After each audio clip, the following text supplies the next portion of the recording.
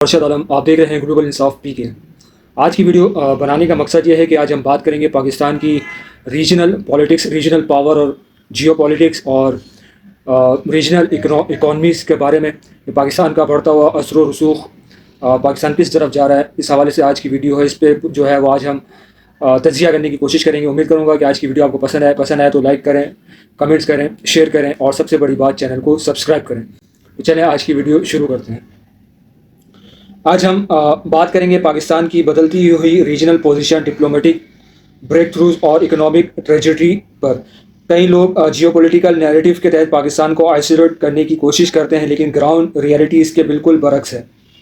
Golf countries کے ساتھ bilateral ties اور لیبر مارکیٹ مزید ایکسپینڈ ہو رہی ہے۔ یو اے ای، کویت اور سعودی عربیہ کی طرف سے اسکلڈ اور پروفیشنل ورک فورس کے لیے نئے دروازے کھلنا اس بات کا ثبوت ہے کہ پاکستانی ڈائسپورا کی ڈیمانڈ انٹرنیشنل مارکیٹ میں ابھی بھی بلند ہے۔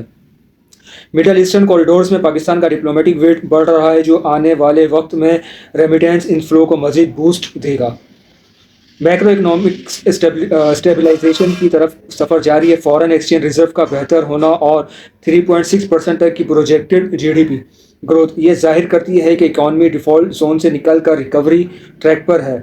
انرجی سیکٹر میں 47,000 میگا واٹ پلس کیپیسٹی اور الیکٹرک وہیکل ای وی ٹرانزیشن کی طرف شفٹ فیوچر انڈسٹریل گروتھ کی بنیاد رکھ رہی ہے۔ فیول پرائسز کے گلوبل چیلنجوں کے باوجود پوسٹ وار اسٹیبلائزیشن اور اسٹریٹجک انویسٹمنٹ اکانومی کو لانگ ٹرم ریلیف پرووائڈ کریں گے۔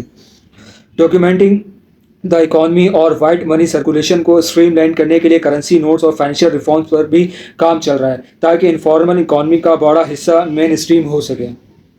کچھ سرکلز میں یہ نیریٹو چلایا جاتا ہے کہ پاکستان آئسولیشن کا شکار ہے یا سی پیک اسٹیگننٹ ہو چکا ہے۔ حقیقت یہ ہے کہ پاکستان سینٹرل ایشیا اور مڈل ایسٹ کے درمیان ایک انڈسپینسیبل برج کی حیثیت رکھتا ہے۔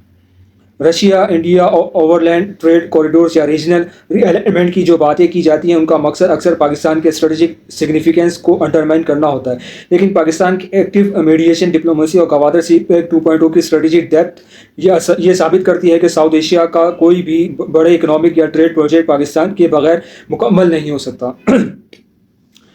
پولیٹیکل ڈفرینسز یا انٹرنیشنل پولرائزیشن اپنی جگہ، لیکن ایک عام پاکستانی کے طور پر ملک کی معاشی اور دیکھ بھال کی ترقی کے لیے پازیٹیو اپروچ رکھنا ضروری ہے۔